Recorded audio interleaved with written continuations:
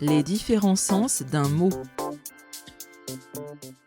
Le plus souvent, un même mot a plusieurs sens. Par exemple, le mot carte peut vouloir dire une carte à jouer, c'est-à-dire un as de pique ou un roi de cœur, la carte d'un restaurant ou le menu, la carte de géographie ou un plan, une carte pour écrire du courrier, c'est-à-dire une carte postale. Pour connaître les différentes significations d'un mot, tu peux utiliser le dictionnaire.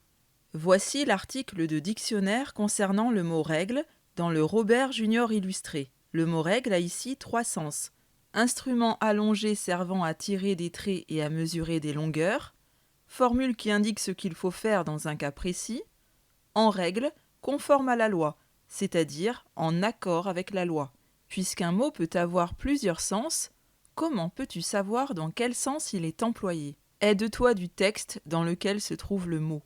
C'est la phrase dans laquelle le mot est utilisé, c'est-à-dire le contexte, qui permet d'en comprendre le sens exact. Prenons 3 exemples. Mesurez avec votre règle. Expliquez-moi la règle du jeu.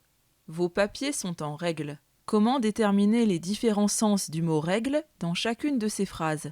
Dans la première phrase, le verbe mesurer fait clairement référence à la première définition du dictionnaire où il était question d'un instrument pour tracer des traits et mesurer des longueurs. Dans la deuxième phrase, ce sont les mots expliquer puis je qui nous mettent sur la voie de la deuxième définition du dictionnaire, c'est-à-dire une formule pour indiquer ce qu'il faut faire.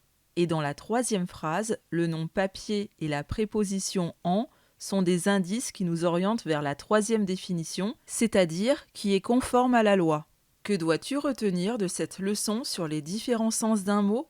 Un mot peut avoir différents sens. Le dictionnaire peut t'aider à les connaître. Le contexte, c'est-à-dire les mots et les phrases qui se trouvent autour du mot, peut te permettre de comprendre quel est son sens exact.